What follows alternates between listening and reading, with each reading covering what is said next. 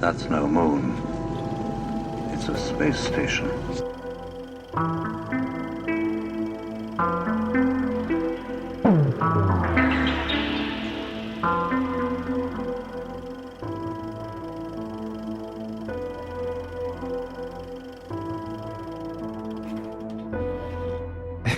Hey guys, welcome back to the show. Just a few things before we get started today. This Sunday at 4 p.m. Central Time, we will be doing our next webinar on Project Crystal Night, otherwise known as Project Serpo, which I'm sure if you've listened to this podcast, you've heard Aaron and I reference that book multiple times, that book being The Secret Journey to Planet Serpo. It's about a mission where 12 astronauts went and spent 10 years on another planet in the 60s and 70s under the Kennedy administration. And we've done quite a deep dive, and we're going to break it down for you guys, and we'll have a lot of fun with that one. But if you haven't signed up for our Patreon, it's only $5 a month. That link is below in the description. And without wasting any more time, today we are joined by our good friend Jena Frey, who we met at the Sunfire Festival last year. A friend of mine had a session with her. She was there. I don't even think you were there doing sessions. I think you were just there as an attendee, right? And you were just guided to offer sessions. But for those who don't know, she's an intuitive healer. And a friend of mine had a session with her and was raving about it. And I was trying to book a session and we kept missing each other. I was so strongly guided to connect with her that I actually flew out to Colorado and had a session in person, which actually ended up being a very life-changing session for me, which we can get into later if we'd like. But like I said, she's an intuitive healer, but so much more. It's almost impossible to put a label on what she does because it's specific to the individual. And, you are really working into like galactic and interdimensional realms. And who knows what can come through in a session pertaining to the individual, but it's next level stuff. And you work a lot with the dragons and the elementals and all the other beings that come through. And I know that they have messages as well. So we're just going to kind of, turn it over to you and let you introduce yourself a little bit and even how you learned this about yourself, how you knew that you could do this and you had this ability to help heal people. And we can go from there. Okay. Sounds good. Thank you. Thank you, Tyler. And hello. So good to see you. Yes. Great to see you too. Yeah, great to have you here. Yes. My experience with this work goes all the way back to my childhood. So there's actually a whole lifelong of experience and education that's got me to where I am now, like all of us, right? But I started seeing other beings and other dimensional realms on this earth while I was living my earthly experience when I was a kid. And I saw them in cartoon form, actually. Really? They would show up in cartoon form. And it was actually really scary for me. And I didn't have any teachers around me that knew what was happening. So I was always told, it was my imagination or it was a dream. But seeing these characters was just as real to me as, the chair sitting in the room or us talking or, anything else that was going on in my environment. There would just be these extra beings, making noises. Like they didn't speak my language. So they were very tribal-like. And it's interesting. I was born and raised in Boulder, Colorado. So I was brought up in a very predominantly white, upper class kind of area, small mountain town kind of vibe. But there was a lot of different spiritual healers here already. So I had a lot of exposure to spiritual diversity, not in just religion, but different types of healing modalities and things. Which didn't really interest me that much, actually. Oh, yeah. I was more connected to nature. So I was actually brought up Catholic. And I went to my mom when I was 12 and denounced the church, denounced any association with the religion, and told her that my God was nature and that's where I wanted to connect with that source that we sometimes call God. That's Yeah. beautiful. That's amazing. Yeah. Yeah. So then I actually, after that, into my teen years, I got tortured a little bit by some darker beings. And I had to kind of find my way in that. And one of the most profound teachers that ever showed up for me was about when I was around between like maybe 15 and 17. And I was being tormented by this one being that was actually physically assaulting me in my sleep. So it might look like a hand over my mouth where I can't breathe or scream or call out, but nobody in the room. So I could physically feel Mhm. what was happening to me and unable to respond to it. So it was really scary. And again, no teachers around to really help guide me and tell me what was going on or how to deal with it. So I ended up having this dream that was 7 nights long. I went to sleep and woke up each day in this dreamscape. And I was met by a pack of wolves. And I lived with the wolves for 7 days. And we'd wake up in the morning and they'd show me their morning routine. We traveled through the forest in a day. They showed me how to hunt. They fed me and took care of me and kept me warm. And this went on for 7 days. And at the end of the 7 days, they said, okay, we've taught you. And they said, the way to face this being is with no fear. If you fear it, you give it power. If you don't fear it, it will go away. And they dropped me off in a city. And this being came up to me right away, tried to trick me by making it look like it was a friend of mine. It came up to me and then got in my face. It was like really ugly and gross, like this really crazy looking thing. And I stood up to it and I looked it right in the face and I put my heart out and I showed no fear at all. And this thing just went right down into the pavement. Never saw it again. Mm. Wow. So that a lot of my teaching came from whatever you want to call it, the spirit realm or whatever realm. And that was my first teacher. And then finally in my 20s, I moved up to Vail Valley, Colorado, and really got into the nature scene, did all kinds of outdoor sports, took an EMT class, learned, wilderness survival, and got really earthy up there. And then I also took courses in like yoga and belly dancing and sign language, so I could learn to speak with my hands. And then I ended up going into a massage therapy program where I started meeting more of my spiritual teachers. And that started off with a Reiki practitioner. And then my path, I just kept meeting new teachers along the way. So I've taken sort of all of that training that I've had and my knowing from when I was a kid. And now I just channel it.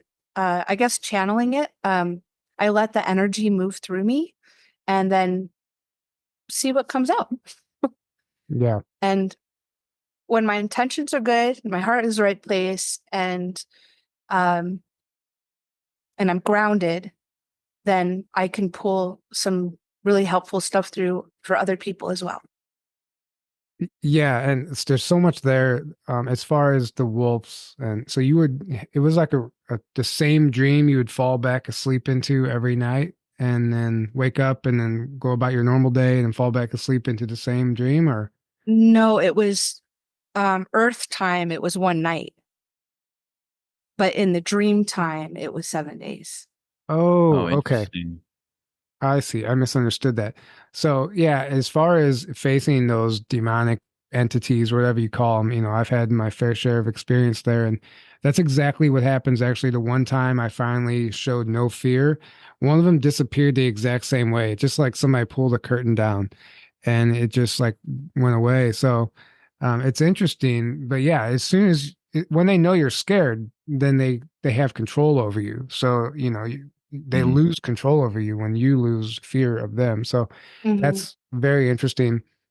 Um, and as Yeah, far because as the only go ahead. the only power they can have is the power that you give them. You give them, exactly. That's their food source. So Mhm. that's what I always say. Like the people, so that's why people that have a lot of fear in their system, they're basically broadcasting themselves as a food source to these types of entities because they can see that they're like, oh wow, there's a perfect food source right there. Right. I'm gonna go to that person because I know they're gonna be super scared of me and feed me, and they're gonna just keep doing that, until you learn to protect yourself and not be afraid anymore and take your power back, essentially. So Right. it's actually a teacher. It's a perfect example of how the dark is a great catalyst and a teacher to get you to step into your sovereignty and to wake up and learn certain lessons. Right. So Yeah. Very true. So as far as I mean, did you learn how to protect yourself? Because I know they show up in different ways, in different forms all the time. And as far as protection goes, is that something that you were just kind of naturally able to do, or did you have to learn modalities from these teachers and new ways to protect yourself doing this work? Because I know, Um, I'm sure you attract a lot of these entities when you do this type of work. mm, um, I don't know if attract is the right word for that, but yeah, I've had a lot of training in protection and how to set up protection, but then I realized at one point that the whole act of setting up protection is fear in a way, Mhm. right? So yeah, like today I said, oh, I felt like I needed some extra protection today around this, right? Um, I'm going to look at that later and see what that's about, because I feel like if you're not in fear, first of all, like we just said, and you're not giving that energy power by being in fear, then what do you need to protect yourself with? But what I found is that the simple fact that we have life force energy, that is protection.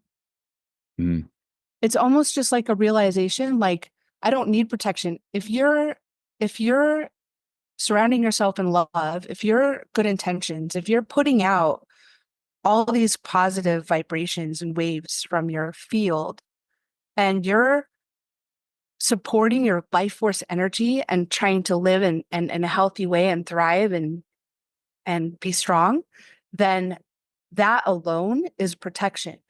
So it's not like you have to go, okay, I mean, you can. It's good to have practices, of course, to help guide your mind and bring you into a place where you can be focused.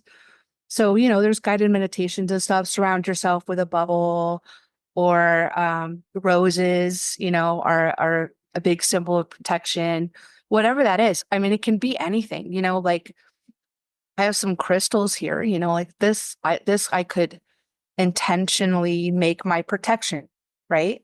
And the only thing that's making those things protective is my intention Mhm. for protection, right?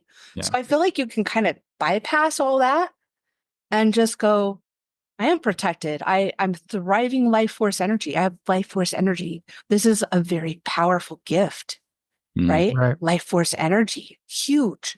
There's a lot of beings that don't have access to it, and that's what latches on, right?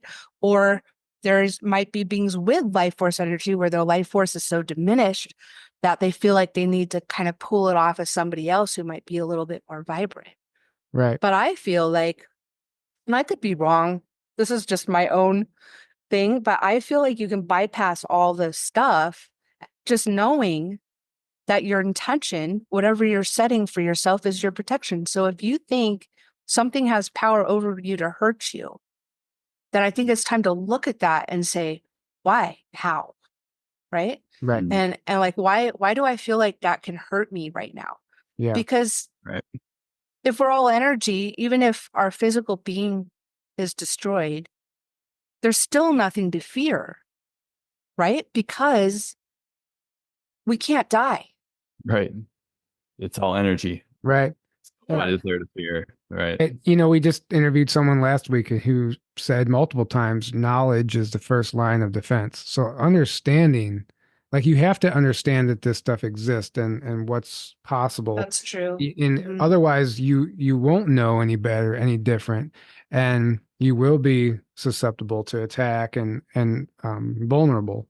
So so having the knowledge that it is possible to not need protection, but just to be in that frequency is the first, you have to do that first. And then everything else falls in place after that. But being at the receiving end of these attacks for years, I've tried that and I've really tried to not put up protection. And it seemed like, it's been this game and it's been like training for me, but it seemed like every time I would like try to set that intention, like, no, I'm not going to put up protection out of fear. I'm not going to do that. It seemed like that's whenever I would get attacked. It was like as soon as I let my guard down and stopped intentionally putting up the protection, it was like walking out into the battlefield and just dropping my armor, So, it is a spiritual war and I see both sides of it. And I've really experimented with both sides of it. And I think as you get further along in your journey and more experienced, I guess you could say, then it works.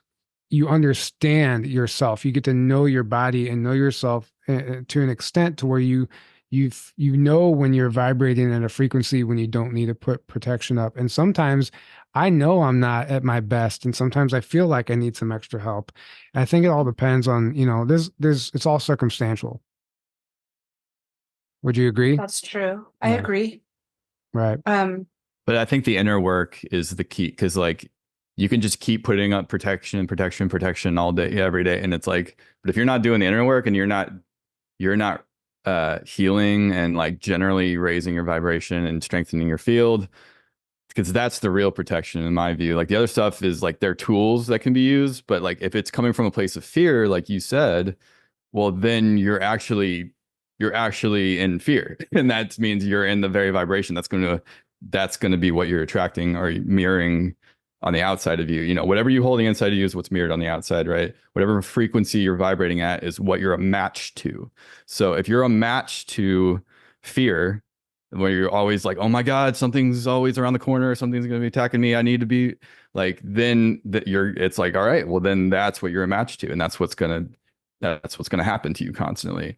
But not that being said, yeah, it's important to realize there are these things, but it's like the more you can raise your frequency to a state of closer to unconditional love, closer to love and joy, bliss, living your joy, living your bliss. Like, what is your general state every day? Are you miserable? Are you always like afraid of something? Are you always angry? Are you always blah blah blah? Well, that means there you got some healing to do. You got to step into your sovereignty, realize like there's something within me that needs to be looked at instead of always thinking it's something outside of me that's a threat, right? Right. So there's people that fall into the trap of like, it's always something outside of me that I need to protect from. Well, no, actually the answer is within you.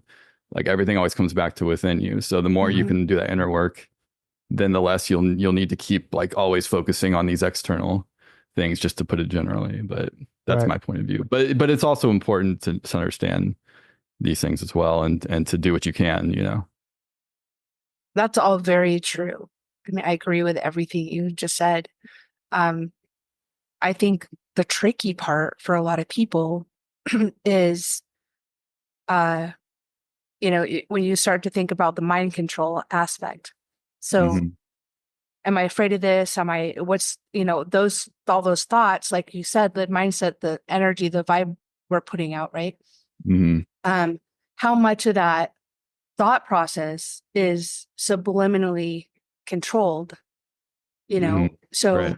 What part of that is really you, because if you're really in touch with yourself, I think, and done like the kind of work that you're talking about, Aaron, then you're obviously not going to attract that much stuff, right? And you're going to be making choices to keep your mind sharp and your body healthy like not watching mainstream news TV, right? That's right.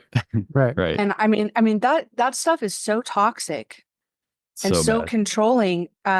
You know, my sometimes my son stays with my mom.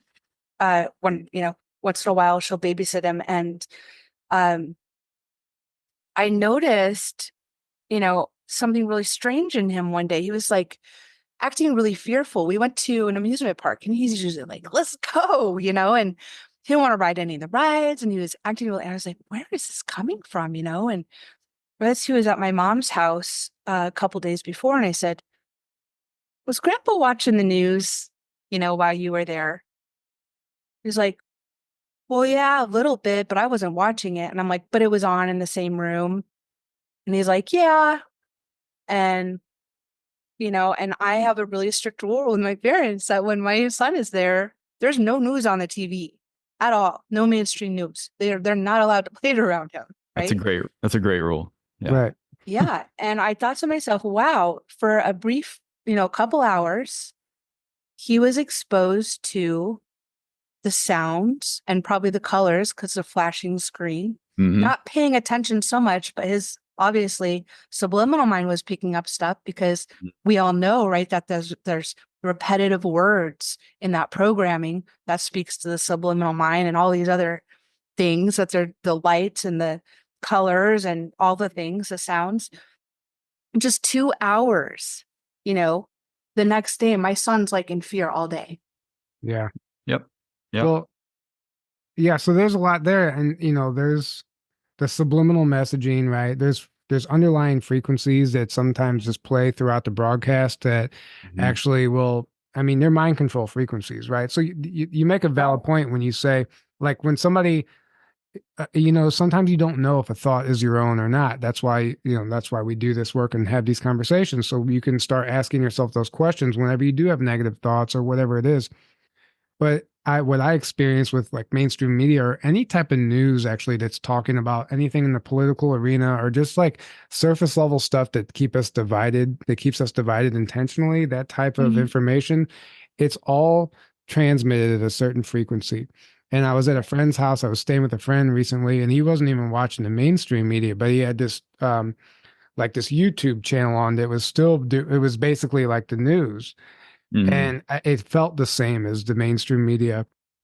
And I was like, man, turn that stuff off. And you can feel it. You Yeah. just hit it right there, Tyler. feel it. You can feel it. Yeah, I felt it. And I was like, man, why are you allowing that in your home? And he laughed, and he's like, what do you mean? I was like, you're allowing, it's like, I felt like it just came out of me naturally. Like, you're allowing something else into your home that doesn't belong whenever you turn that on. Yeah. And that's the best way to describe it. So yeah, it's understandable that your son has that reaction. And I'm sorry if you weren't done telling that story, but Oh no, that I was just making that point, that it doesn't take very long for that stuff to change the way you're thinking or even acting the Right. next Yeah. day. Right. Right? Subconsciously So- programming, you don't even realize it. Yeah. So there's the actual words they're saying, which is a lot of times usually fear-based. And then there's all the subconscious stuff going on, which is even more Right. powerful. And you don't even realize you're being heavily programmed. And then you're just like your son just showed, it's now you don't even realize that was the reason it's putting you in this state of extreme fear. Yeah, and because you think extreme- it's you. You you think just it's think you. you. know? Yeah. Mhm. Mm-hmm. But it's a little program running in your subconscious brain, right? So with that, like, there's ways to protect against that, right? I mean, you can get like sun guide, some EMF stuff around the TV. You can blue light glasses, you know, there's a lot of things out there now that we can protect ourselves from. You know, that'd be cool if you could, like, if there was a frequency button on the dial, you know, the volume control, where you could change the frequency. Yeah. And then make like all the tones maybe might switch and like somehow neutralize the frequencies they're putting through, and be able to watch it without being exposed to that. I don't know, but Yeah. Well, you what know, I those like are- to what those I are like to do, protections. no, yeah, those are all great. What I like to Yeah. do, because you know how you go out in public and they'll have like CNN on at all these different places, you know, at the airport, at wherever. To me, it's like a comedy show now, because it is, right. It's all jokes. Yeah. It's all fake. It's all So that's literally how I view mainstream news, mainstream media now, is like, it's a comedy show. It's hilarious to me, so I'm like laughing. I like, oh my God, this is hilarious. Look what they're saying, Right. It they're is trying to funny. convince you of this. It's almost like it. So, but that's like me. I view that as like transmuting that what's meant to be negative into a positive, because now I'm laughing. Laughter is like one of the highest vibration, And Yeah. look at and see, you're protecting yourself from that with Mhm. your laughter. Right. Right. And And that's that's your protection in and of intention. And that's itself. your protection. That's all you need.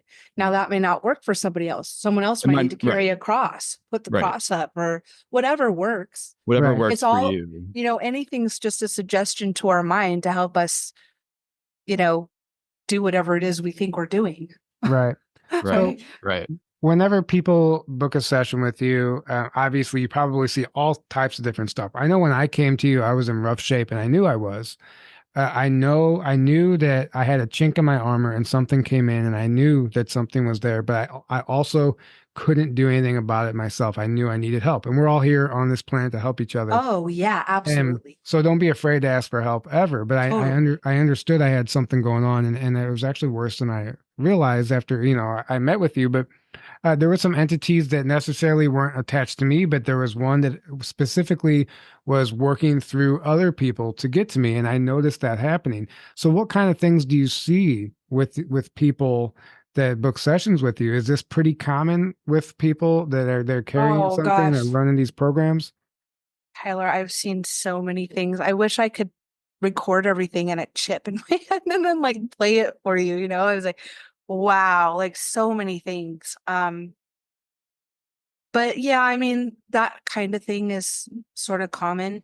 Um, I want to say like, it's like you just said, we need each other, right? So we're all vibrating at different frequencies and have different experience and energy. It's like such an orchestra. It's really beautiful. We all have our own tone, right? And rhythm.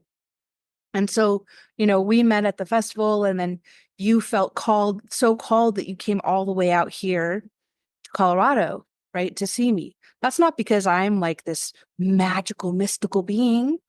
It's not because I have, this amazing training that nobody else has access to or anything like that. It's because I have a frequency that hit a frequency in you that went, oh, that's toning. That can tone this piece over here that's not feeling off key, right? Right. So, for whatever reason, you and I had our energies intermingled and went, oh, here's like some energy that I can heal from, and and I get to heal from your energy. And so that was like this beautiful orchestrated moment that we got to meet, and then you felt called to that, and then we got to have this awesome experience together, right? And because you can follow your intuition and I can follow my intuition, that was really we together, our frequencies came together and made that a really powerful session, right? Right. So that's what I feel like. I don't give out cards. I don't market. I'm not, doing all this stuff on social media, because the only thing that I need to do is send out the beacon that here I have these skills. I have this, whatever it is, gift, whatever you want to call it. And I want to help people. So I put out this beacon that whoever can receive healing from me, let them show up in my life. Right. And that's how it's happened. Mhm. And I don't Yeah. need to go searching for it or anything. It's just, and that's what happened with us. It's like, Right. Yeah, you absolutely. heard that beacon. Right. And just for the audience listening, it was me that reached out to you to come on the show. It's not like you were like, hey, I need to get on and, sell my product. It wasn't anything like that. It was quite the opposite. It's the experience that I've had and close friends have had with you, that I know you're doing very important work. And I think people should know who you are and discover what you're capable of, and book sessions with you, because you can help a lot of people. You're very powerful, in my opinion.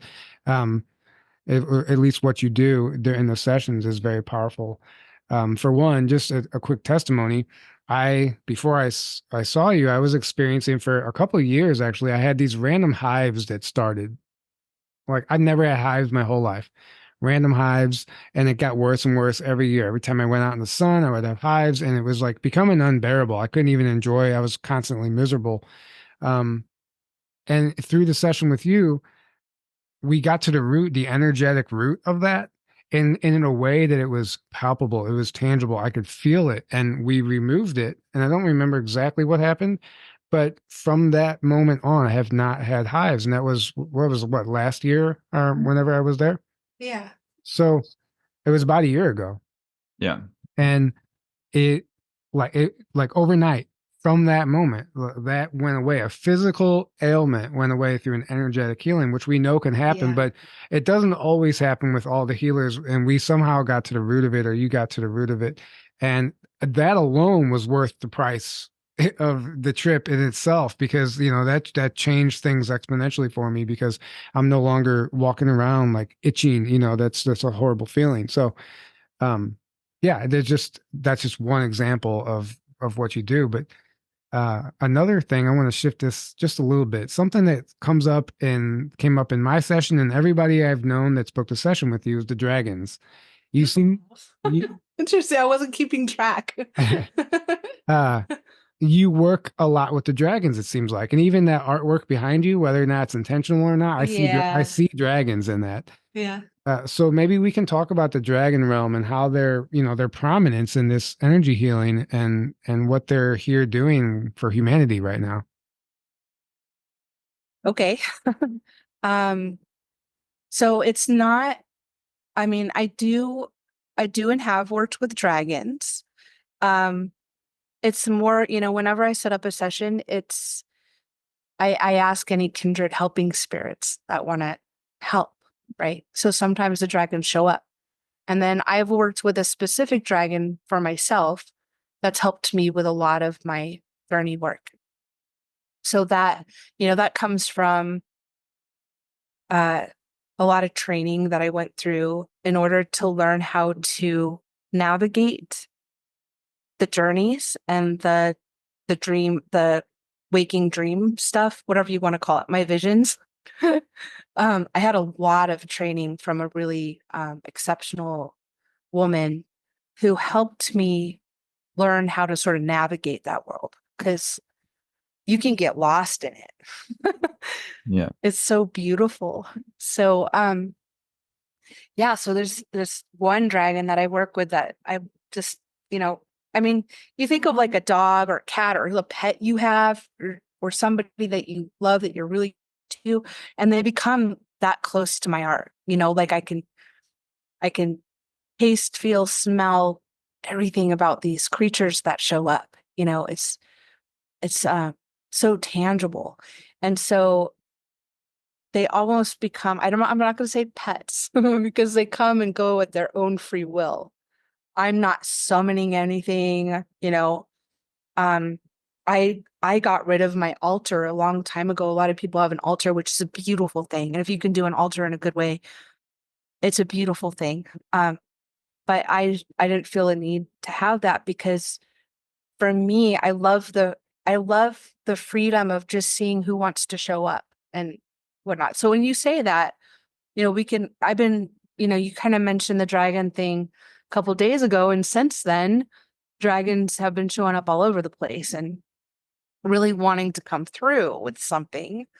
So I've been sort of bombarded or inundated with dragons.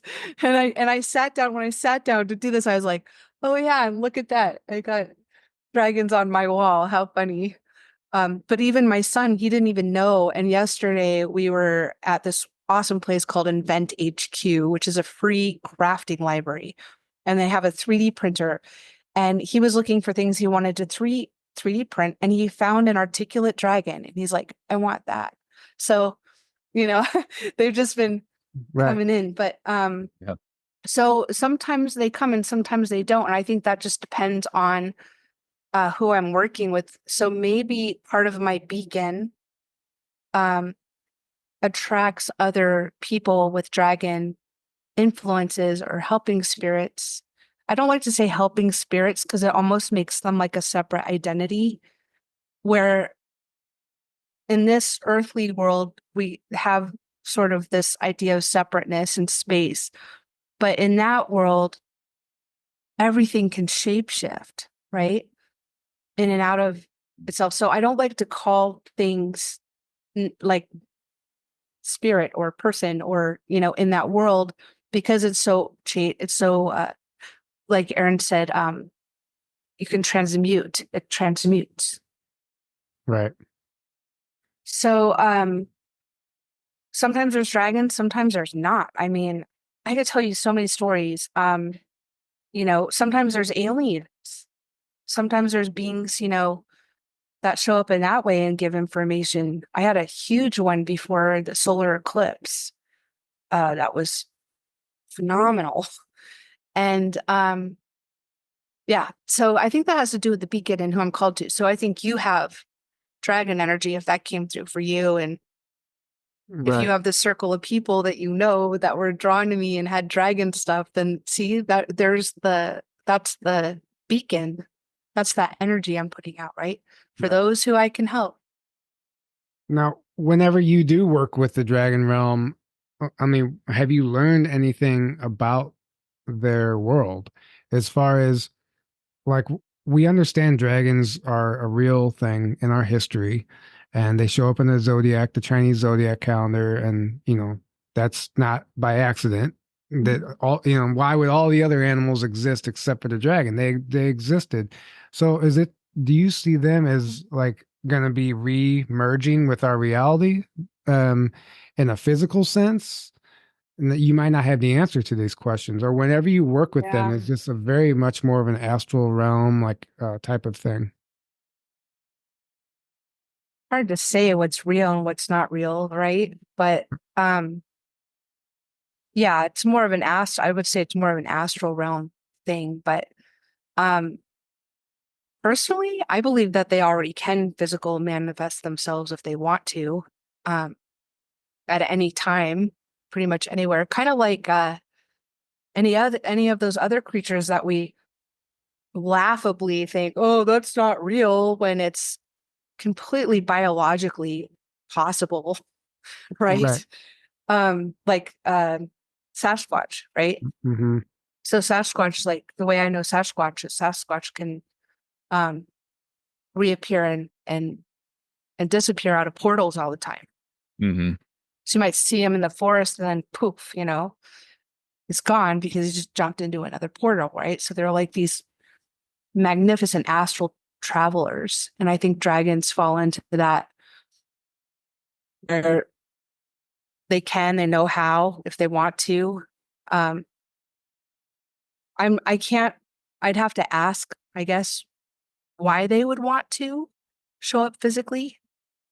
I feel like that would open up them to a lot of attack. I mean, Right. people would want to study them and kill them, like they did. Right. I mean, it's just more of a curiosity. If you don't have the answer to it, it's okay. I'm just more or less curious. Just because when you're there and they're showing up all the time, I don't know how well you get to know them, and Well, I can say this about the ones that I've worked with. They're definitely not like scary creatures. They're so kind and they're gentle, and I've flown with them, so I know what it feels like when they fly, and so I've felt them in that way, that they're just really, really want to help. Like they're like healers, right? They want to do good. They want to help. They want to, they're on our side. But that's the dragons. I always say kindred helping spirits. right. I don't invite, anything besides that. And then when I do see energy show up that look demonic or monstrous or whatever, I know that it's not a demon. Like it's not going to eat me or something, it's not going to possess me. Like it's an energy that's showing up. So, okay, I'll put it this way. This is kind of what I've figured out for this, because it's really hard. It's hard not to sound mystical. And then, I do believe there's a science to this in a way. And I think what I do, what I've been open to since a kid, and then what I've been trained to hone is we all sense energy, right? So like, I have crystals here, I have sticks, we have all these things in front of us. I'm sitting on a couch. We've been taught and learned the language of this is that and this is that, right? So we identify these things and we label them, like there's sticks, right? So my brain learns this has energy. These sticks are putting out energy right now. They feel hard, they make noise, right? So my brain knows this is a stick.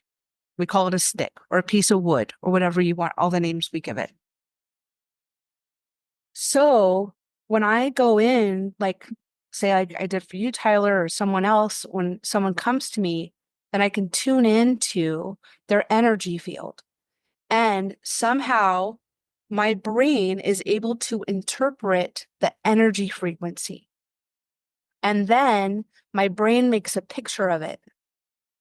So my body is feeling, okay, there's this frequency energy in here. This sounds like a stick, a piece of wood, right?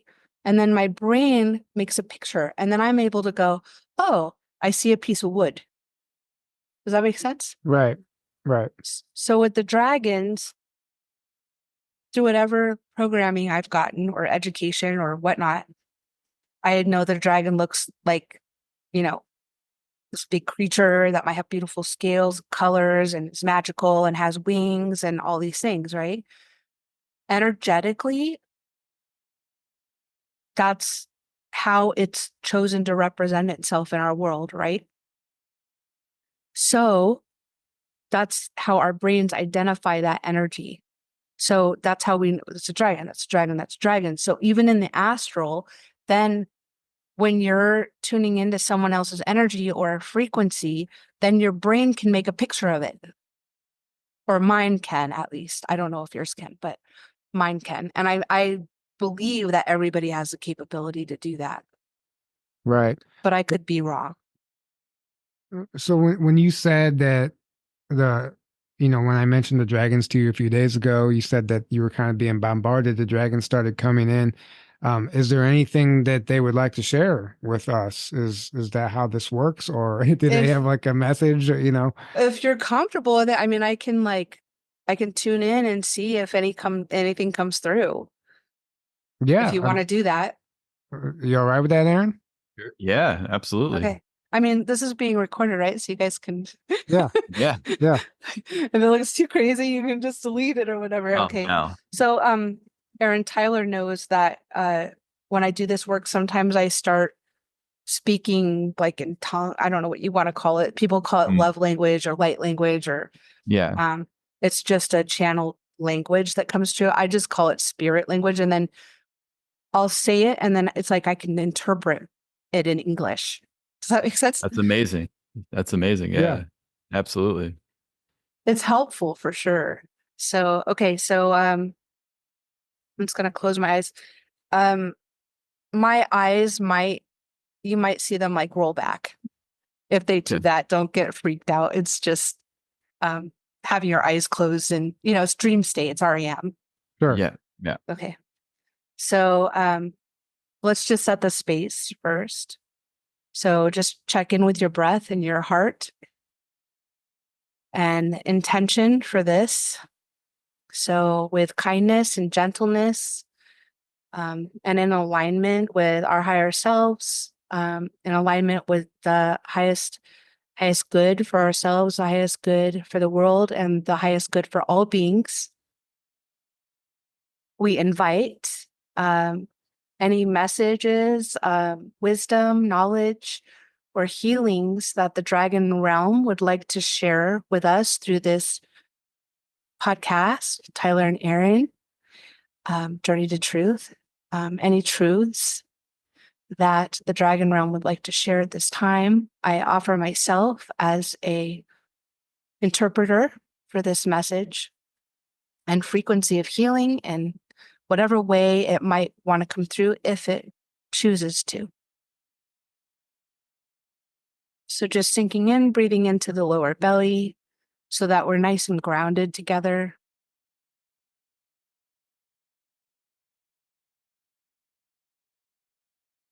I want to know that I have both of your permission. So Erin and Tyler, just having your permission to go on with this for your show. Yes, you do. Yes.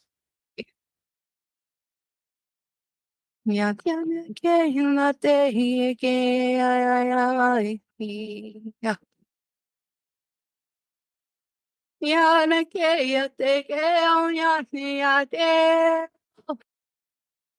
So I'm singing out and I'm calling past the mountains to the dragons. I'm calling out to them. I'm asking them to please hear us.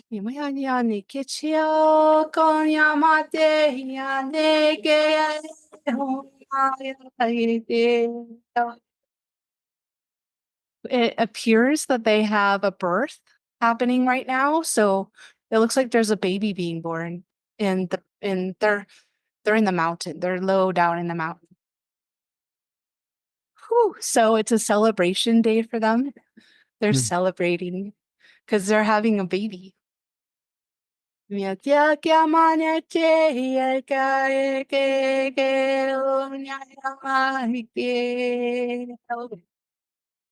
And I'm letting them know that we do not want to disturb them in any way, that if there's any dragons that want to be a part of this while they're having their ceremonial blessings of this baby coming into the world, if there's any dragons available, we do not want to disturb their celebration or this special day for them.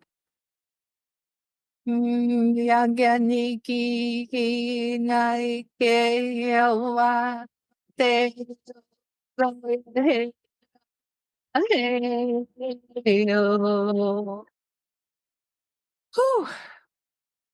So there's this one that is stepping up. So he's coming out the side of the mountain. And it looks like a very old dragon because I see it's almost like a beard, like a white beard from the dragon's face. And I'm just saying, welcome. It's so nice to see you. Thank you so much for being here.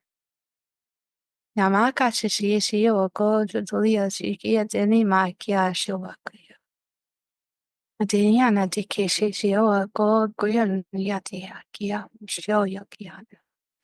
says there's a lot of those out there that are not going to believe any of this. But he says to those of you who know that we are here and that we can speak through Jena in this way today.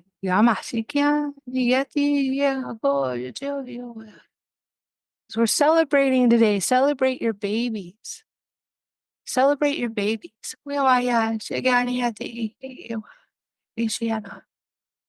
Says you humans take childbirth for granted. You really do. Not all of you, but a great majority of you. Do not see the value in your children. And he says, shame on you. Shame on you for that.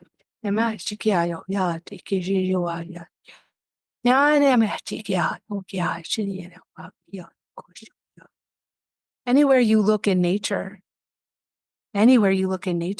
no other species neglects and abuses their children the way you humans have, except for extraordinary circumstances or when nature's become very unbalanced. We all look after our young with diligence. Yes. No. Now don't let me shame you, the dragon says. You are all doing the best you know how.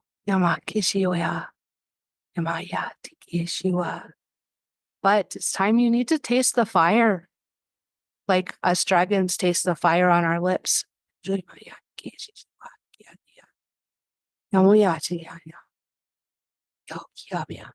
You need to learn to become more efficient with your energy. You burn it up all around you.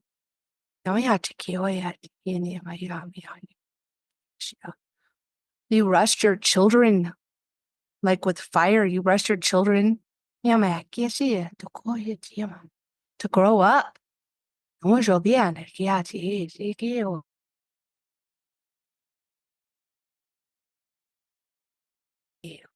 Look at how long we have been around. Way before you. Way before you.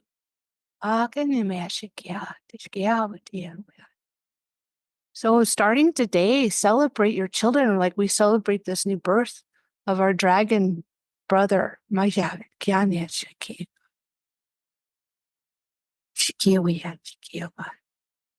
This dragon, this baby dragon is a helper of your world. But how can we teach our dragon to want to help you if you're not helping yourselves or your own children? It's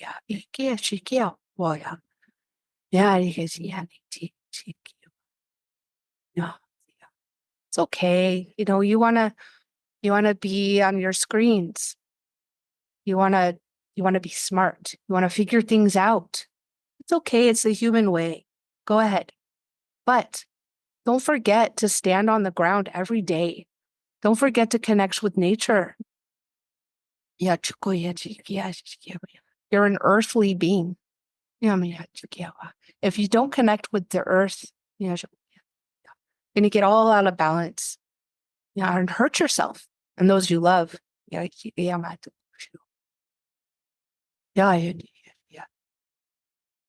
He says, that's all I have to say. And he's moving back, and then I feel another coming forth. So I'm going to check in with you, Tyler and Aaron, and see if you want me to continue from there, or if you'd like to stop, because I can have it go either way. But this is sort of a little intermission point. I sure. I would love to hear what the other one has to say. Okay. Yeah. Okay. Sure.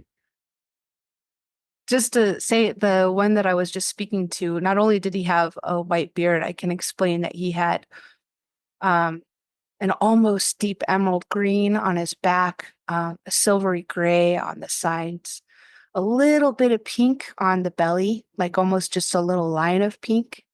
Yeah, beautiful claws that in our world we would probably hunt them for and try to make out a jewelry or something.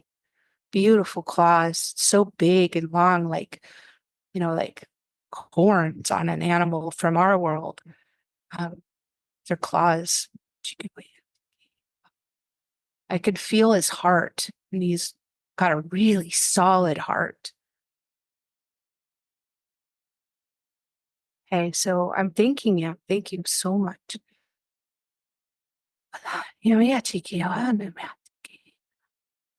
Oh, and he's just so excited for this baby. So excited. It's like a proud grandpa. So there's a younger one stepping up now. And this one is showing itself to be a little green. No pun intended, or maybe so. And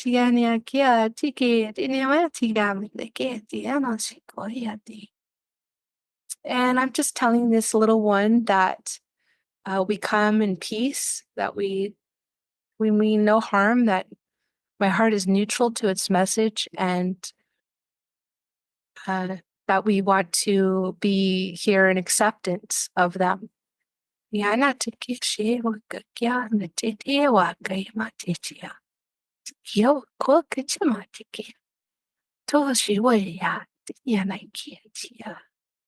This one is just really showing us the spirit of play. Kind of like what we were talking about, like having no fear, just being really curious. And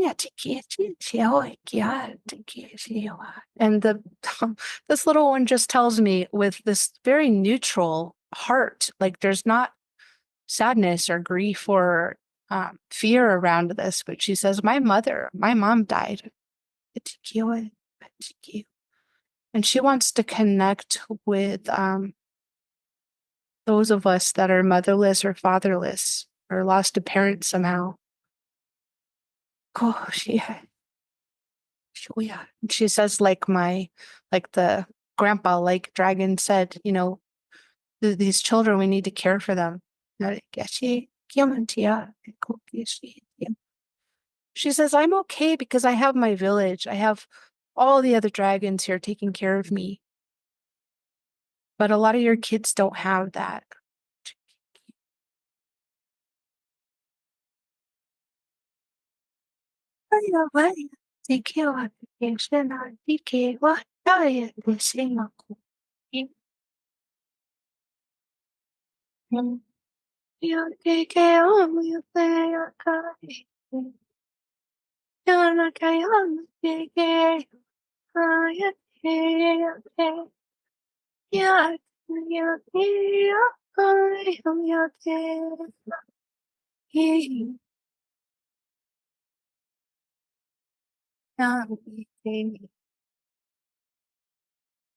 She offers this song for those of you who have experienced the loss of a parent to connect with that frequency. And she says that frequency will help attract the tribe to you. She says, start dreaming of your tribe, your people, your family. Who start to dream what they would look like? How would they show up for you? How would they sound? What would they smell like? Where would they live? Where would they be coming from? How would they find you? How would they travel to you? Maybe you have a crystal that you can put in your window, or maybe there's a light you can have on in your home. Something with your intention to signal to your family, your tribe, whatever you want to call it, your people that are going to come care for you and want to care for you. And she says the first step, though, is that you need to want to be cared for. There's a lot of parentless children that grow up into being adults. The way they protect themselves is by pushing people away. And she says, but you don't have to do that anymore. She says, you can call on her on the dragon realm. She says, you can call her Kiwi to make it easy for us. Kiwi.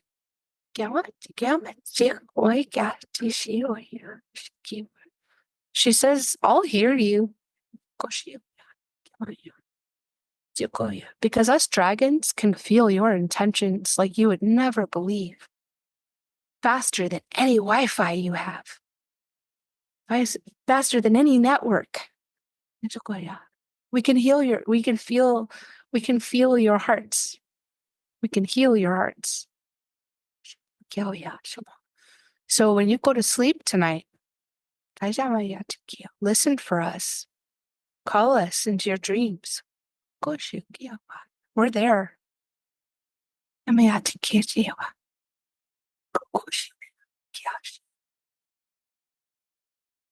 She says that there's so many dragons here that would like the opportunity to speak.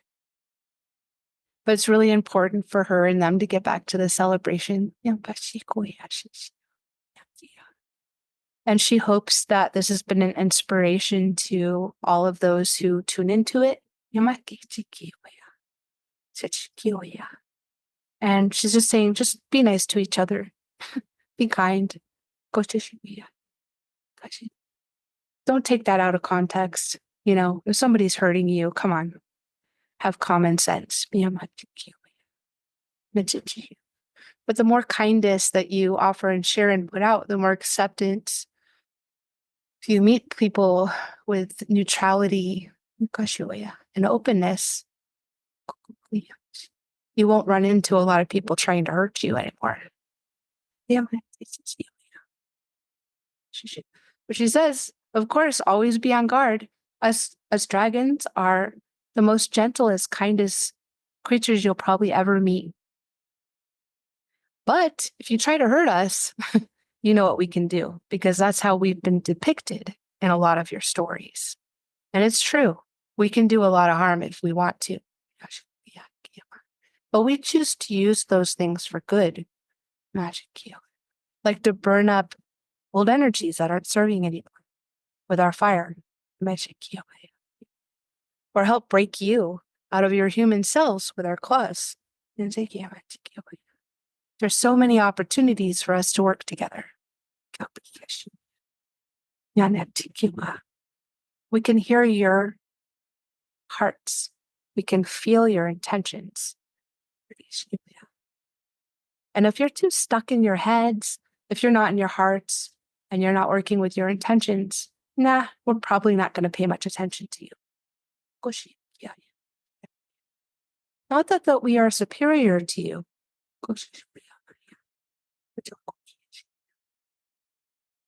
But we are very intentional beings ourselves.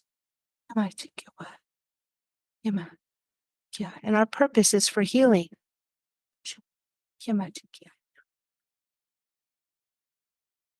I'm very proud this baby being born today is my brother. I'm going to be a very good sister to him.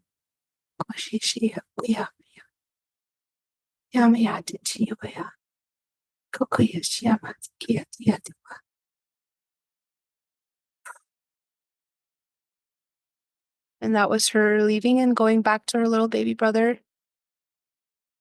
I'm stepping away from the space of their mountain. And I'm getting this big, beautiful butterfly symbol, almost like a mandala, as I am leaving the space. That's part of their protection. And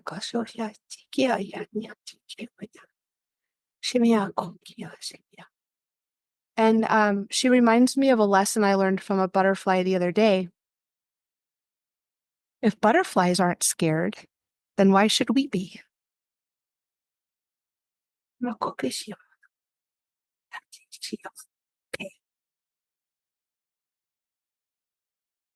That again. Woo, Thank you. weird That was Thank you. That was amazing. That was beautiful. I loved every second of it. I'm gonna be hitting up Kiwi tonight before bed. Yay. Yeah. Yeah, uh, but yeah, that was incredible. yeah, I wasn't expecting Thank all you. that, and I really resonated with it, and like the first dragon said, like there's gonna be people that won't believe it, and I'm sure people will tune in and think this is nonsense, but we're Yeah. past that point. I think we're past that point. I just don't care what people think anymore, to be honest, and I thought it was a beautiful message, and there's so much to be learned from these other realms, and I really resonated with a lot of that. So thank you for sharing that. Thank you for creating the space. Yeah, absolutely. Yeah, of course. It kind of reminds me of, when we did that Sunfire, when we did that little video at the Sunfire Fest, and you told a story about your son and on the river, and he was communicating with the rocks, and what the rocks have to say. Everything, the mountains, the rocks, everything has something to say, right? So true. And I thought that was a profound message. Also, the mountain didn't like the tower, and do you remember anything? Oh yeah. I mean, I was just I was like, when I heard it, was like, whoa, wow. It was powerful to me when I experienced it, Right. And Yeah. sometimes he just does that. He'll just tune in and come out with something, and it's like, Would you be comfortable sharing briefly what happened again for the people who don't know? yeah. We decided before the opening ceremony to go connect with the land. And so we grabbed some of the tubes that were offered at the park and got a ride up the road. And we went up, and it was about an hour and a half. We were on the river, tubing down the river. And as we're going down, it was like, oh my gosh, the rocks down there on the side of the mountain, just, they're alive. I mean, you could really feel the vibrations and then the history sort of coming, how ancient that place was. And, it was really interesting because I said to him, because I'd already connected with a few people and was honored to do some healings. And I told him, I said, it really feels good to be honored for the gifts that I have to share. It really feels good to me, I'm really glad we're in a place where people can accept this and gain from it. And he goes, that is really cool, Mom, and then he looks at me, he's like, I don't have any gifts. Like, what? What made you think that? Whoa. And he's like, yeah, Mom, I can't do anything. I was like, well, I know something you can do that's extraordinary. And he's like, what? And I'm like, you talk to nature all the time. And he's like, yeah, but whatever, and I'm like, do you know that there's like very few people on this planet who can do that? Right. He's like, oh, really? So then, we went in and I said, how about these rocks right here? I mean, they're amazing. Like, do they have anything to say? And then he closed his eyes and let me check. Tuned in. I saw him go inward to his heart and his solar plexus. And he started channeling a message. And the first message that came through is he said something. Mom said, what? He goes, Mhm. and I laughed. I was like, oh, okay. Well, can you tune in a little bit closer and see if maybe you can hear any words? He goes, okay, and tuned in. Oh, yeah, Mom, yeah. Oh, what are they saying? They want us to leave because we're bad. They think we're bad. And I was like, whoa, really? That's not what I was expecting. And, I was like, oh, okay. And I was trying to be thoughtful about how to respond to that, right? And he goes, I know, Mom, I'll tell him that we're good. So he goes, tunes back in and he opens his eyes and he looks happy and he's like ready to go on the river. And I'm like, well, did they respond? And he goes, yeah, Mom. He said, we're good. We're good. Mhm. And so we were going down the river about another 20 minutes or so. And I said, so have you heard any other messages from the rocks? And he goes, yeah, Mom. And that's when he pointed and he follows the ridge line of the rocks down to where the ridge line drops off to the river around the corner for as far as you can see it. And he goes, see that tower right there? I said, yeah, I see it. He goes, they don't like it and they want us to take it down. Good. And then right as he said that, this big winged black bird, very, very, probably a vulture, but I don't know, we weren't close enough, was just circling the tower. And I go, see that bird? And he goes, yeah. And I said, that's nature saying thank you for giving our message to the world. That's Wow. amazing. Mm-hmm. Yeah. And I think you said another friend of yours mentioned that the birds had been showing up to break down the towers and to dismantle that frequency. That was, Oh, yeah. yeah. Well, I can't remember. That was a friend. Yeah, I think Lily, my friend Lily, brought through that information. She's a galactic superstar for sure. And yeah, she mentioned that when I told her that, she said something about that. The birds were already working on that, trying to break the frequencies down. I think that was her. Or if it came in the journey, I don't remember. Right. It still resonates though. It's because I think those towers are like I think the towers and the mainstream media are like two of their last playing pieces that are left that I think if dismantled would make a significant difference on this planet. Because that's how they maintain the frequencies that maintain the illusion that allow them to be or pretend to be who they are, So I think it's important that we hear messages like that and understand, even the animals understand it as well, Mm-hmm. Yeah. And, that's all that frequency stuff, right? I mean, we need nature frequency. Right. Right. Mhm. That's what we need to amplify. Yeah. Yeah, Take all our equipment and amplify nature frequency. exactly. Yeah. That's it. And okay, brings me to my next point. So in the session that I had with you, a tree showed up and helped the tree roots helped remove this entity that was attached to me or whatever it was. And it was returning a favor because I had hugged it and helped it heal. And so, and I'm sure this shows up in other sessions as well. Do you see nature returning favors as in the sessions a lot, as far as like a tree or something else showing up and helping the individual out that might have helped them?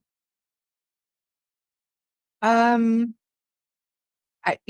was kind of special.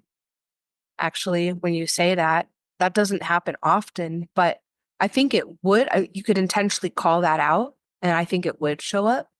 Like you could put out the intention for the healing, like any and all beings that have been supported by this person. Let's say Sarah, we're working on Sarah. Any beings that have been supported or helped by Sarah that would like to show up to support her today, please, come forth and share what you have to share. Right. And then that might show up more often. So it's so cool because it's like that one little point, right? And all the stuff, like we covered a lot of ground, and I don't remember it all because I have this default system where I let go of it afterwards so that I don't want to remember it because I don't want to expose you in any way. If we were talking, I was like, oh, remember that time? So I default forget it. And then there's times when people will tell me back what they got from the experience, and then I'll remember it, Right. like a dream or something, yeah, so that's actually pretty special. Well, the reason I brought it up is just the importance of connecting with nature. You never Yeah. know what can come in return. Like who would have thought that this tree would have shown up in my session and helped me, So there's no way I could have known that unless I had done it. So even when you don't think connecting with a tree is important, it could be. It could be, Yeah. very important. Yeah. Or Yeah. whatever it is. Aaron, did you have any questions about any of this stuff or the No, I mean comments? it all resonates. It's all amazing. It reminded me of I don't know if you remember Sherry Divban recently talking about one time when she was being attacked heavily and she was trying everything in the book she knew to protect from this lady was like super psychically attacking her like hardcore. Like a woman she knew in real life that she didn't like her for whatever reason. And she called on the animal kingdom, and that's what did it. And then she said all these different animal spirits started coming in, and the lady just went boom, or the Right. lady Astral, whatever it was, I've totally seen that before. Like immediately worked. And she's like, she's done it since then, and she's like, it works like a charm every time. She said that's the most powerful thing she knows. So to me, animals, that's their nature as well, right? Right. So, I feel like nature and animals are very, very powerful, and it all gets overlooked so much, right? Right. Well, they're very intuitive. Right. Yeah. Absolutely. And what did she do? She didn't do anything magical. She didn't do anything that requires training. She asked for help. Right. Right. And Right. That's it. she believed that asking, she believed that's really all you have to do is ask, right? Mm-hmm. Yeah. Right. Exactly. So a while back we were talking and I think you mentioned something about some messages were coming through about the water. Do you know what I'm talking about? Do you remember what I'm talking about? Well, the water, I work with the water a lot. It was significant enough for you to reach out and say, "Oh, I had this like profound message about the water on our planet right now, and something was happening with it." And if you can't remember, okay, yeah, I think I remember. I got a message from the Mother Earth that we're using way too much, and that we need to stop thinking about it like this infinite resource, and stop worrying so much about how we're trashing the earth or how we're polluting the earth, because she can take care of all that. She can mulch it. She can invent even new fungi species and stuff to eat it up. She's not worried so much about that. But she's like, the limited resource that you need to be worried about is water. and really start thinking about how you're using it. Like even in your home, using water more like if you're on a camping trip. And if you don't know how to camp, I don't really know what else to relate that to, but um, Uh, you know, it was like this dire message that, you know, you guys, this is what you need to focus on is the water. Interesting. I mean, it seems, I mean, since we're a water planet, essentially, it does seem like an infinite recycling resource, right? So I wonder what the significance or what's the reason for using less of it, or maybe it's just our like our sewer water. I mean, I don't know. Well, I mean, there was examples like you know how we wash all our recycling bottles? Yeah. Mhm. Yeah. That was one of the things, like you're using water to clean your trash, Right. you Yeah. know, and then, you know, I mean, that's a whole nother conversation, recycling, right? Where does it Right. go? Like Right. really, where does it go? Think about it. You know, what are you doing? Like, that's awesome. You want to help the planet, you want to help do your part. Well, then find out what happens after you clean the bottle and throw it into the recycling bin. Oh, Don't just throw it in there and be like, oh, I'm helping the planet. You know what Right. I mean? And I know you guys know that, but there's a lot of Yeah. people out there that just think that's enough. Mhm. That this message was like, "Dude, you're washing your trash, Right. you know, And then just the manufacturing of all the stuff all the what? Yeah, that's you. in our modern society, like it, Yeah. I forget, like I used to read things. It was like, oh, it takes this many gallons of water just to make this one thing. And that's like, so when you look at it that way, it's like, wow, we're wasting so much water So much just like water. And making then, stuff, you you know? know, and then look at what I mean, we're mixing it with pesticides and then spraying it all over these crops. And like, so Yeah. there's a lot of wasteful ways that we're using water. And I think the message was to be more mindful and start using water in a wiser way. Right. And Mhm. even like the water that we put into our bodies and drink. And you know, like I've been experimenting with ozone. I got one of those ozone machines and this ozone in my water. It is Nice. amazing. It's like this amazing discovery. I'm so excited. I'm like cleaning everything with it. And my son had a bloody nose a couple weeks ago, and some of the blood got on the floor, and I sprayed it with the ozone water, and I left it. And when I came back, it was completely gone. Wow. There was no trace, no ring, nothing. Yeah. You know, so it's like, you know, we're treating water here in America with fluoride and chlorine, right? And a bunch of Yeah. other crap. And then there's other countries that are using ozone or reverse osmosis or other means that are way healthier for the water. And thinking about what kind of water we should be using is spring-like water, you know, that's been to a mountain and all the minerals and cleansed and remineralized and restructured. All That's of our what water should look like that, right? Yeah, that's the water for drinking and for cooking, we there's a spring about an hour away that we once every couple weeks go to and fill up a bunch of Nice. jugs, and that's the water we use now. We had a reverse osmosis system, and as a long story that we don't have anymore, but it just It's makes not it the into like same, right? it makes it It's into like not the distilled water where there's just nothing in it, but then if you want minerals, then you got to add it back in. Well, the spring Right. water already has all that, and it's living water with, you know, living stuff and good stuff and minerals, and so that's what we Yeah. use. Oh, yeah. And then, I mean, and then like reconstructing our rivers and our waterways, because Mhm. I think I read it was in Switzerland that has done that. Switzerland, I think it's Switzerland. I don't know. Have like regenerated their rivers. So they built Mm. them in a way to support nature, the flow, the growth of certain plants that filter the water as the river flows through it, and putting the rocks in specific spaces to, you know, support all the wildlife.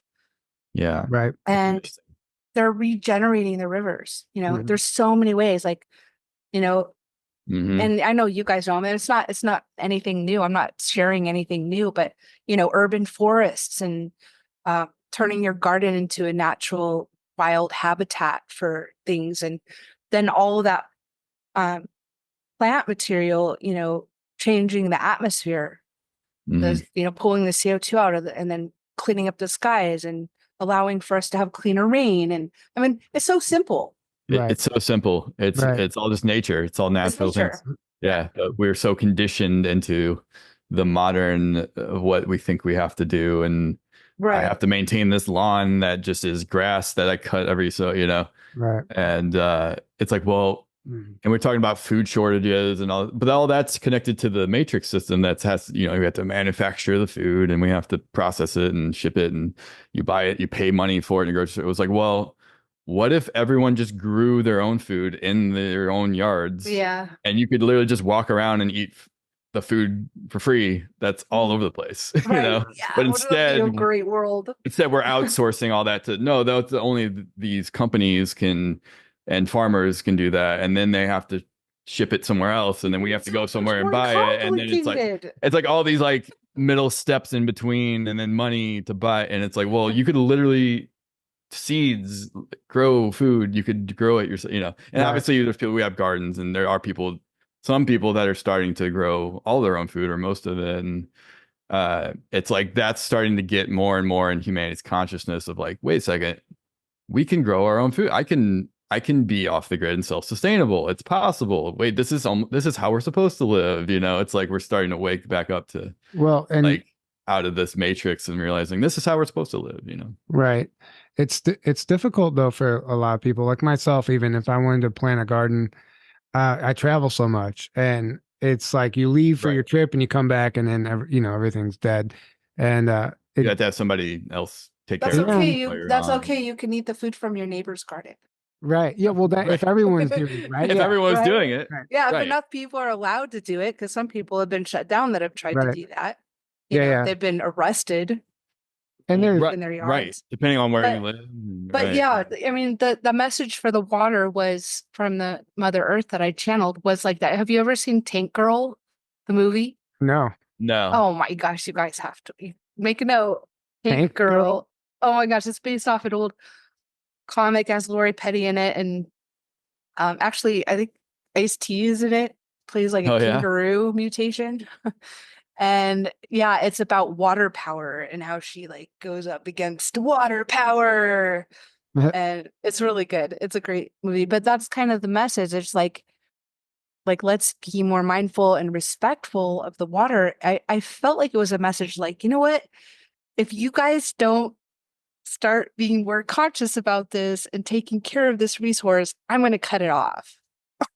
Right. Like the mom going, you're not going to get this anymore if you don't start showing respect. Right. Well, it's like it goes back to doing everything with intention. It reminds me the old way of the samurai or the Japanese ancient arts and stuff, where like they wake up, every single move they make is done with intention. And you watch them even like ladling water or whatever. It's all done like in ritual ceremony way, but it's all done with respect and honor. And it's just a way, like you said, we take everything for granted now. We don't even think about where all this stuff is coming from. Like I did watch a video one time that this person asked a child, where does your food come from? And he said the store, Right. And like, we think that their food comes from the store, and it's like, it's really interesting. We're just, we're not in harmony with nature anymore like we should be. That's just the gist of it. And a lot of us are trying. I'm not saying like all of us, right? Because there's a lot of us that are re-exploring and expanding into that realm again. But and as a whole, I think that that's the direction we need to head, which is pretty obvious to me. But some people are kind of like addicted to the technology and the AI and stuff coming in, and they're really excited about all the new tech, and they're moving back into the cities, which I find really interesting. And it's like they're unconsciously making a choice to go let the grid and the matrix support them instead of Mother Nature. And I think that's where we're at right now. People are either there's a bifurcation happening. Let's accept that and honor it, and let's make these little hubs. Right. Okay. Here's this little city hub. You want that life? That's what you want. You want to be fed. You want to be told how to think. You don't want to think about where this stuff goes or whatever. You don't want to take the time to catch me. Okay. Go live there. That's your little hub. And that's the only place where like Right. if you and I were in the country, like we have to go there to access Wi-Fi. We'd have to go there to access our phones. Right. You know what I mean? So it's Like- a place like so we're not all inundated with it. Like It's you have the just free will to live. If that's how you want to it's like live, the then mall. go Yeah. for it. Right. It's But like the mall. Okay, go to the if you want to mall. live this way, you can live in this community over here Yeah, that's living close to exactly. nature and self-sustainable. And Yeah, it's but have the majority be that, right? And I right. think if there was more of that, more people would choose that. I think Right. that if nature was more supported and honored and respected and we were living in harmony with it, more people would want to be there, Right. Absolutely. Yeah. right? Yeah. I agree. Yeah. It's So yeah. I mean, there's something to be said about that, and it's really sad to me what I see happening with all the trees being cut down everywhere, even in my neighborhood. It's like these tree services come in, and it's like they're knocking on people's doors, like convincing them that their trees need to be cut down, and all of a sudden, all the big, mature, beautiful trees are gone, and we're just back down to this shrubbery again, and it's like something's missing, something's off. There's an imbalance. And like Right. in Sarasota, Florida, this woman on the beach was telling us how they cut down all these amazing pine trees that were creating all this beautiful shade and all this stuff just to put a parking lot in for more beach parking. that's the And worst. Yeah. and Such an insult. and a lot of Right. people were petitioning it and everything, but it didn't matter. They still did it, and they gained like some insignificant amount of parking spots, and they just destroyed all these trees that people were Wow. camping and picnicking under, and all the stuff. And it was just part of the beauty of the area. So, that's the one sad thing that really upsets me. I'm just like, why are you cutting down all these trees? Well, that's a perfect example of the modern like mind control society of the Matrix of money is the most important thing over anything else, right? Right. Nature, Inconvenience. yeah, money and Right. convenience, Yeah. and that's all that matters. And then all the decisions are being made from that priority and perspective, and that's horrible, But there's people that's their priority, They're like, yeah, this is great, they're not even thinking that way, Right. It's just where people are at, and like Jennifer, like you said, okay, great. Well, the way I see the future going is like you're going to have a choice based on what you choose where you're at. If you want to live in a city that's like that, great, go for it. Yeah. But eventually people are more and more going to be waking up and realizing like, this is horrible. This is not right. This is not serving. Or maybe they just stay plugged in and Or they just stay for that lifetime, and that's how but then there's Right. going to be these other communities closer to nature, and I think ET contact is going to be happening in those where people are at a certain they're frequency. here. They're already here, but I'm just saying more Yeah, in mass, like they'll be walking among us like openly without having to just do this more in the background kind of thing. Speaking of the ET contact, and then we'll let you go after this, but you mentioned that they also come through the sessions as well. Is there any A lot specific, lately, actually. Yeah. any specific ones, like beings, races that come through? Yeah. I can share the biggest one that I had. There's a big one that came through. Sure. And I'm not going to give names, but it is a mutual contact, Tyler, that we have, and I'm sure she'd be happy to share it with you. But let me see what okay. Yeah. So a week before the solar eclipse that we just had, was that May? It was in May, right? April. Was it April? Yeah, It was April. Okay. So a week before that, I had the session and started talking with a being that came in with her. And it was I'm sure you guys have heard this before. The black shadow, Mhm. people talk about the black shadow. Well, I'm very familiar with the black shadow. I used to see them when I was a teenager, the black shadow people. Sometimes that one spirit that was harassing me for a while showed up as a black shadow. I understand that. I know that frequency. This was different. But this one was a white shadow people. Okay. That started talking to me. And I was like, okay, there's somebody here. And I started interpreting for this being. And it told me that its race had been tricked by our government, by the people ruling our government, them, whatever. Yeah. Particularly in relationship, I think, to CERN. And this being said, that it was a representative, like a speaker for its race, and that there were 12 others. So this was a 13. And it told me that it got tricked. They were making a deal with these people that say they are the representatives for our people, right? Mm-hmm.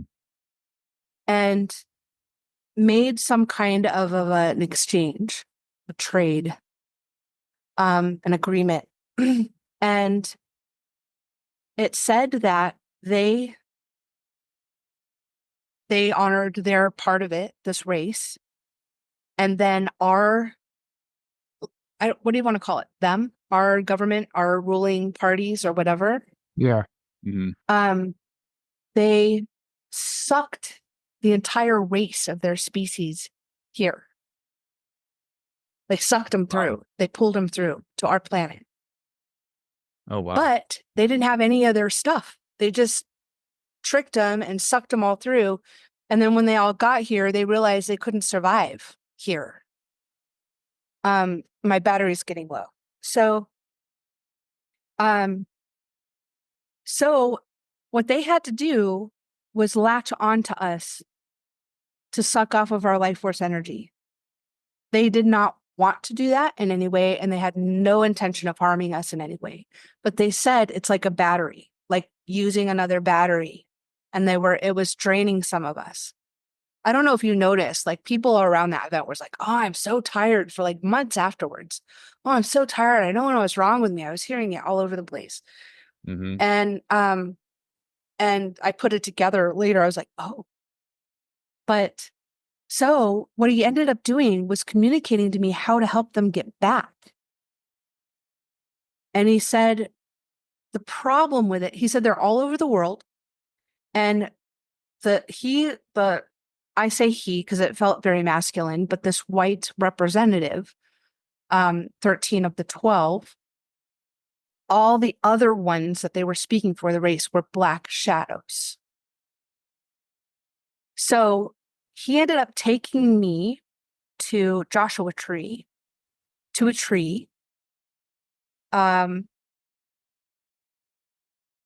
keep a little of this location secret because I haven't found it yet, and I'm very curious about it. And said that this particular spot on the earth is still in the blank. It's still in the dark. There's no surveillance on it. And then this plate raised out of the ground, and the sand and dirt slid off of it, and it was a half dome kind of. And I was standing in the middle of it. And it kind of looked like a spalum drum, like a handpan drum with the little lines.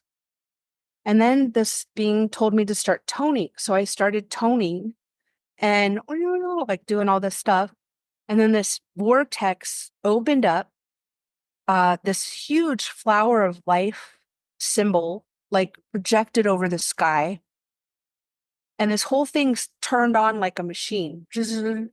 And then all of the black shadows, these connections of this speaker's race, all started coming from all directions, hundreds of them, going up this tube-like vortex, past this flower of life symbol, just moving.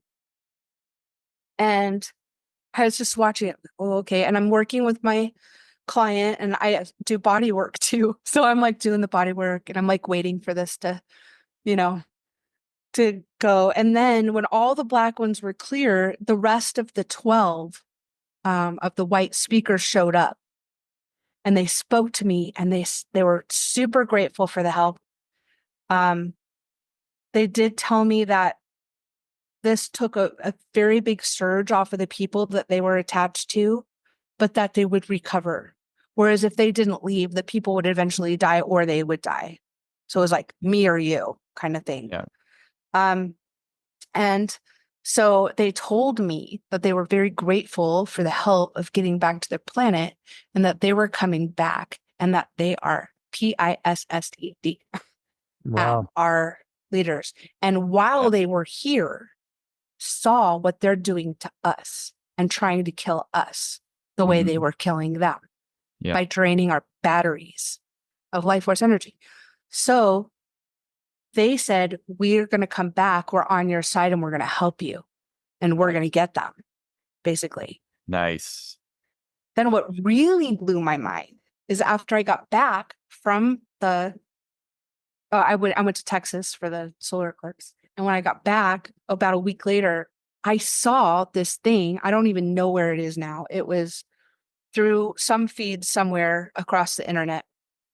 And this guy was showing how there was a trade agreement between an alien species and those people that say they're in charge of us, not for long, and said that the thing they traded was AI technology.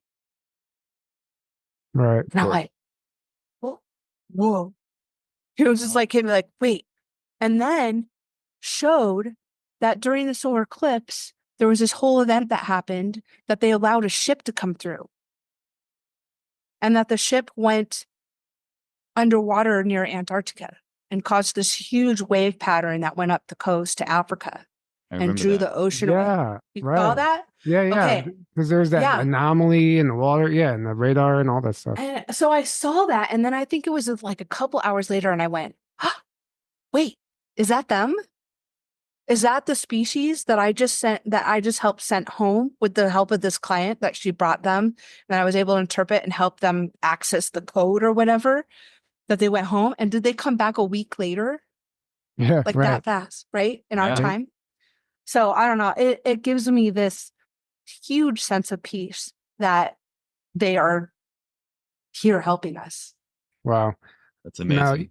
Now, this race, these beings, what did they look like? Did you say? They only showed up to me in like Light? shadowy, Okay. but Right. it was white. The representatives were white, and then their race was all looked Right. like black shadows. Interesting. Yeah, that's amazing. That's amazing. And nothing would surprise me anymore. And I had a feeling there was a lot more that happened during the eclipse than we all really could comprehend or were even able to see or perceive. Mhm. And, stuff like that makes sense to me. It wasn't going to be like the surface level catastrophic event that everyone was making out to be. But I do believe that there were energetic things taking place. So that does resonate. And thanks for sharing that. Yeah. It was, profound when I was experiencing it because, she came in with her intention. I had no intention of speaking with any alien races or anything. I don't know, it was an intention for healing, and Right. and then that thing just started speaking to me. I think part of her thing was that she was low energy and feeling like she was, and so this is like, yeah, hi, that's me. Sorry. Oh, I'm wow. draining her battery. Oh, interesting. So in order to help her with her healing to feel more energized, we had to clear that being from her space. Well, and that also just goes to show that like nothing is black and white right now in this spiritual war. Like things change in the fog of war. And so if you think something's going one direction in this blink of an eye, something can change. And the circumstances change, situations change, the plans change. And that's why nothing makes sense. We can't predict anything anymore. I mean, literally it can change on a dime. So it's, I just think anything and everything is possible at this point. And, there's timeline wars and time manipulation. It's a temporal war. There's just all kinds of things happening. So I think we're just along for the ride at this point, Yeah. I think we're creating it. We're creating, like, we have to understand we're a part of this. Like we're creating the future as well based on our state and what we do. And right. So it's a combination of like I think understand the light's already won. It's just things are playing out, but understand we're a part of how it's going to play out, how long it's going to take, what's going to happen. Like we're actively a part of that as well, and that's why we're here during this time. And just realize there is nothing to fear. So stay out of fear, because there is nothing to fear. You're an eternal being, that you're temporarily having this experience, but I do think it's we on a higher level wanted to be here at this time, came here specifically at this time to be a part of this shift, and it's exciting. It's actually, so instead of looking at it as like, oh, it's crazy and it's fear, I'm afraid of what's going to happen. It's like, no, it's exciting. We get to be a part of this. No, maybe not be a part of it. Maybe be the shift. Be the shift, create it, right? Yeah. But to be here for it is what I'm saying. Like it's exciting, and that we get to be a part of it. For people who are in that fear or feel like they're being attacked, yeah, that's why like I'm here and other people like me are here. I had a teacher too that tried to kill me. Oh wow. Psychically.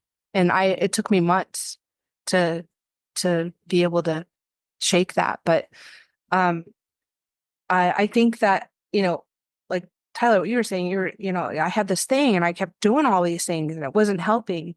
And that happens. And I think that's because sometimes we can't see it in our own field. Right.